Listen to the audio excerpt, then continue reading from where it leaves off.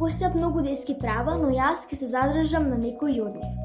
Правата за кои што ќе зборувам се дека детето не смее да биде жртва на семејно насилство, односно на било каков вид насилство, и дека тоа треба да живее во мир, хармонија и да има свој дом. Овие две права се поврзани меѓу себе, што значи дека јас ќе се потрудам да ги вклупам во еден краток говор. Па да започнеме. Пред се, ниедно дете не треба и не смее да биде жртва на било каков вид насилство, дали тоа ќе биде семејно или некаков друг вид на насилство. Напротив, треба да живее во хармонија и љубов и од страна на луѓето околу него. Иако децата кои имаат ова право, многу луѓе го нарушуваат и го прават нивното детство сурово. Нивното детство е сурово бидејќи ниедно дете не заслужува да биде натерано да прави работи кои што не ги сака или кои што не доликуваат на било кое дете или пак да биде жртва на насилство. Јас всушност ги избрав овие две права бидејќи тие се најнепочитуваните. Со многу деца во светот, ова што го кажав пред малку, се најчестите случаи. Односно, тие се жртви на насилство, принудени се да прават работи кои што се против нивна волја и принудени се да работат нешто што е наменато за возрастни луѓе и што не доликува на нивната возраст. Токму поради овие причини, на децата им одземен најубавиот дел од нивниот живот – детството. Нивното детство е одземено бидејќи тие не живеат живот на дете, туку живот на возрастен човек. Многу луѓе ќе кажат дека можеби ова е добро бидејќи тие ќе пораснат во зрели личности, но според мене тоа не е така, бидејќи постојат многу други начини на кои што детето може да порасне во зрела личност, но одземањето на нивното детство не е еден од нив. Интернетот и покрај позитивните страни има и негативни. Сайбербулинг е една од нив. Сайбербулинг вклучува малтретирање, понижување, навредување и закани изразени преку интернет, а најмногу преку социјалните мрежи. Најчести жртви се децата. Сайбернасилството се игнорира и не се пријавува бидејќи е тешко впечатливо и поради стравот и малата самодоверба на децата. Во македонското законодавство не постои изразот сайбербулинг. Затоа во законот нема одредба со која би можело директно да се влијае на овој вид насилство. Сайбернасилството е многу често со оглед на тоа што цело време сме приклучени со социјалните мрежи. Сметам дека родителите треба да имаат поголемо влијание врз своите деца, низ разговор да ги охрабрат и да им ги посочат нивните права. Ако секој дете се сослуша, има храброст гласно да го каже своето мислење, исто да биде испочитувано од страна на надлежните, ќе има се помалку несакани ситуации. Насилството е најлошото нешто што може да му се случи или направи на некое дете. Секако, насилството го има насекаде. Во училиштата, во парковите, на улиците, на игралиштата и на многу други места. Јас мислам дека насилството може да се спречи на начин како што е казнување на помирен и не толку груб начин. Може да се казнуваат со опомена или нешто слично. Под насилство не спаѓа само тепање. Под насилство спаѓа и сопнување, удирање чврги, подбутнување и многу други слични. Постои и вербално насилство, а вербално насилство е значи навредување, цуење, давање лоши надимаци и слично. Ова сето може да влијае на психата на детето и може да има попречување во неговото здравје. Сето ова треба што побрзо да се спречи за сите деца да имаат безгрижно детство и убав живот понатаму. Денес во светот владе еден голем и широко распространет проблем со кој се соочуваат многу деца од основното училиште – врсничкото насилство. Според истражувањата, 36% од учениците во нашата земја биле изложени на емоционално насилство во училиште, подсмевање, навредување или омаловажување. Понатаму, 15% од девојчињата и 40% од момчињата учествувале во тепачки. При тоа, 71% од наставниците во светски рамки не направиле ништо за да го спречат тоа. Врсничкото насилство е голем проблем за децата, бидејќи кај нив предизвикува различни психолошки проблеми, како депресија, анксиозност, стрес, осаменост и намалена самодоверба.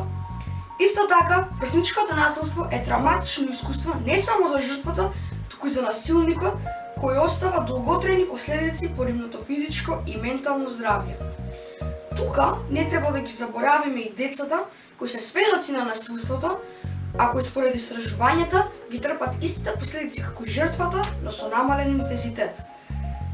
Друга причина зошто врсничкото насилство е голем проблем е за тоа што жртвата практично нема начин да се излече без никакви лоши последици. Ако таа се одбрани од насилникот, станува потенцијална мета за одмазда и ќе биде казната со истите мерки како и насилникот, а доколку жртвата го трпи пак насилството, станува мета и за други насилници и попадно страда од многу психички оштетувања. Оваа гледка станува се почеста во училиштата и многу ме разлутува што не можам да го спречам тоа. Затоа, доколку би бил директор на едно училиште, тој систем би го организирал поинаку. Би организирал задолжителни работилници и обуки за препознавање, спречување и пријавување на насилство и би ги променил мерките за ваквиот проблем. Жртвата ќе добие поддршка, а со насилникот ќе се работи за промена на неговото однесување. Врсничкото насилство е проблем кој не сакам да го видам во моето училиште. Можеби нема да можам да го искоренам, но се разбира, ќе направам се за да го проречам. Јас сум ученичка во основното училиште Дане Крапчев. Од секогаш сум се замислувала себе каква би била на позиција на некој вработен во нашето училиште. Јас денеска се ставив на местото на нашата директорка. Пред се, ние имаме една прекрасна директорка. Јас како директорка би сметала дека е најправедно јас да бидам самата праведна пред сите, односно кон сите во училиштето, на било каква позиција и да биле они. Во сегашната ситуација најпрвен би го сменил системот на страната за домашни, односно под формата на училиштето. Бидејќи многу луѓе може да го пронајдат кодот и да ги користат информациите во нивна полза. А кога ние, учениците, ќе се вратиме во училишните клупи, би го сменил кодексот на облекување, би додал тренерки. Често би имало патрола низ ходниците, иако патролите би се вовеле секој ден. Би вовел училишен вестник, каде што ние учениците ќе се информираме за новостите во населбата и училиштето. Новите работи во училиштето што се сменило, што треба да се направи или пак важни настани кои ќе се случат или се случило.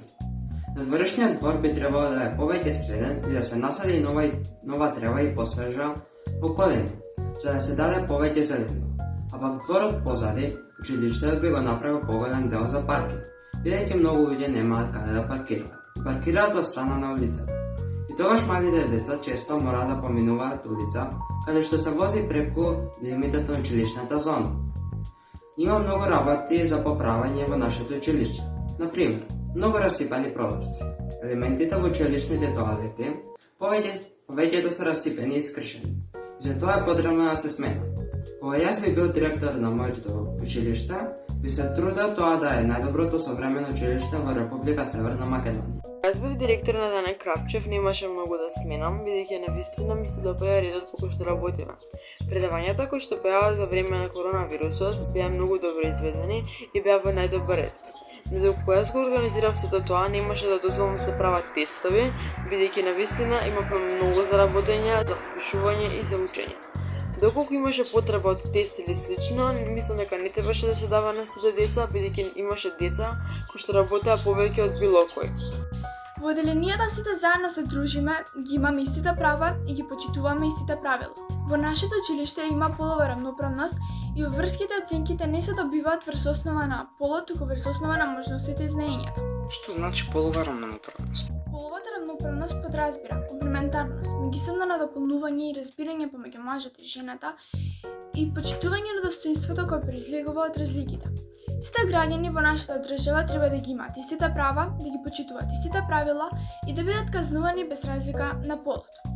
Иако во минатото некои професии се сметале само за машки или само за женски, во денешницата не е така, бидејќи можеме да сретнеме многу жени во армијата или пак мажи во фризерскиот салон. Значи дека и машкиот и женскиот пол треба да се рамноправни. Односно, при упис во училиште или вработување, не треба да се гледа полот, туку треба да се гледа знаењето и способностите на човекот. При вработување на наставници, при избирање на директори, исто така да не се гледа полот, туку да се гледа знаењето и креативноста и способностите кои тој може да ги направи. Исто така и при избор на политичари, градоначалници, пратеници, советници, да не се гледа полот, туку да се гледа способностите, креативноста, знаењето, лидерските способности. Исто така треба да бидеш рамноправен при делење на платите. Не може, ако мажот има, пример, 500 евра плата, а жената на исто работно место да зема 300, треба на двајцата да им се подели иста плата.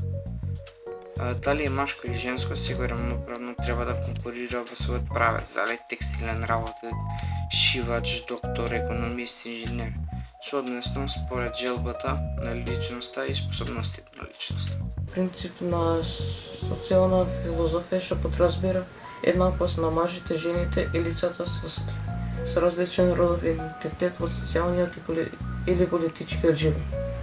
Родовата еднаквост представува дека едно општество или заедница или организација има еднакви можности за жените, мажите и лицата со различен родов идентитет да придонесат за културен, а политички, економски и социјален напредок, како и да имаат еднакви можности да ги уживуваат сите придобивки од напредокот во заедницата. Кога родовите односи во спортот или на друг начин се подредени на интересите на следниот пол во однос на интересите на другиот пол, се јавува нееднаквост. УНИЦЕФ вели дека родовата еднаквост значи дека жените, мажите, а и девојчињата и момчињата уживаат исти права, ресурси, можности за заштита, не барат девојчињата и момчињата или жените и мажите да бидат исти или да бидат третирани. На глобално ниво постигнување на родова еднаквост бара да отстрана штетните практики против жените и девојчињата, вклучувајќи и сексуалната трговија, фемицид, сексуално насилство во војна и други тактики на утегнување. УНФПА изјави дека и покрај многуте меѓународни договори кои ги потврдуваат нивните човекови права, има поголема веројатност дека жените да бидат сиромашни и неписмени. Тие имаат ограничен пристап до собственост на имот, кредити, обуки и вработување. Помала е веројатноста дека жените да бидат политички активни и многу поголема да бидат жртви на семејно насилство.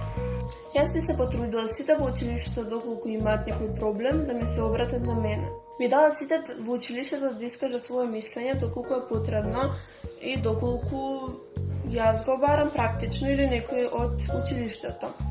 Исто така, јас како директорка би дала секој поединечно да учествува во допринос на подобра иднина за нашето училиште. Секој чигор на човековата раса нанапред од последниот е побрз и поголем.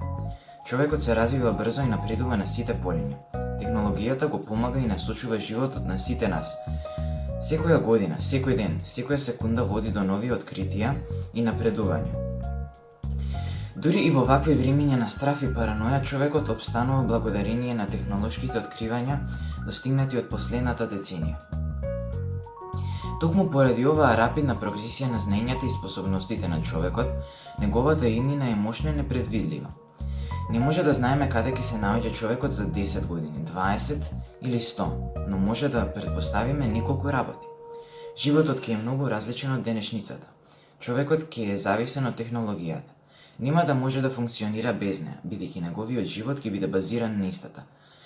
Работа, забава, секи е поврзано со технологија. Човекот, колку и да е напреден, сам си поставува ризик со своите напредувања и технолошки откритија. Високо развиената технологија представува голема закана кон човештвото. Вештачката интелигенција се развива со огромна брзина. Во случај таа да стане поинтелигентна од човекот, тоа би значило пад на човештвото како најмоќно суштество на планетата. Сепак, ако човештвото поставува паметно, може да биде на врвот од своето постоење. Може да достигне економска и социјална стабилност и просперитет.